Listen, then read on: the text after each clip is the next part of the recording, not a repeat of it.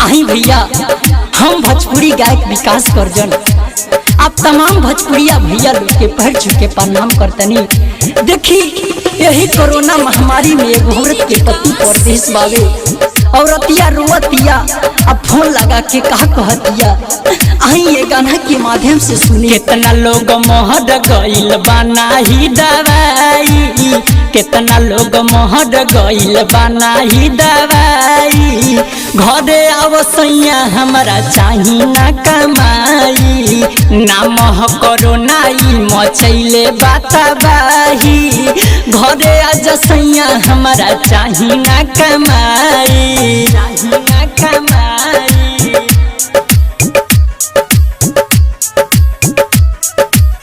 घरे आजा सैया हमरा चाही ना कमाई।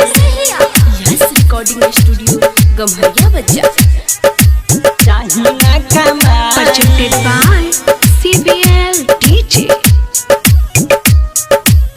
घरे आजा सैया हमरा चाही ना कमाई। मनल न बात गइल कई के बहाना, केतनो राजा करत रही तोहारा के माना।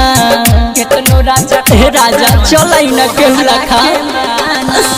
मनल न बात गइल कई के बहाना, केतनो राजा करत रही तोहारा के माना।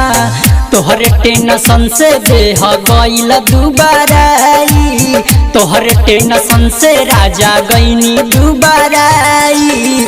घरे आजा राजा हमरा चाही ना कमाई, केतना लोग मोहर गइल बाना ही दवाई। घरे आजा सैया हमरा चाही ना कमाई, चाही ना कमाई।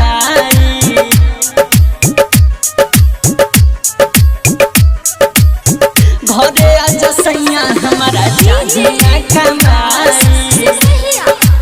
म्यूजिक डायरेक्टर राजन गिदर चाही ना कमाई।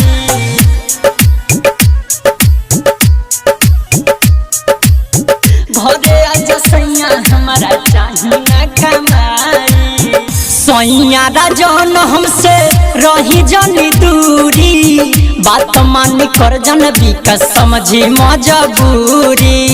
बात मान के राजा मान जाई ना समझी मजबूरी। सैया राकेश हमसे रही जनी दूरी, बात मान कर जन विकास समझी मजबूरी।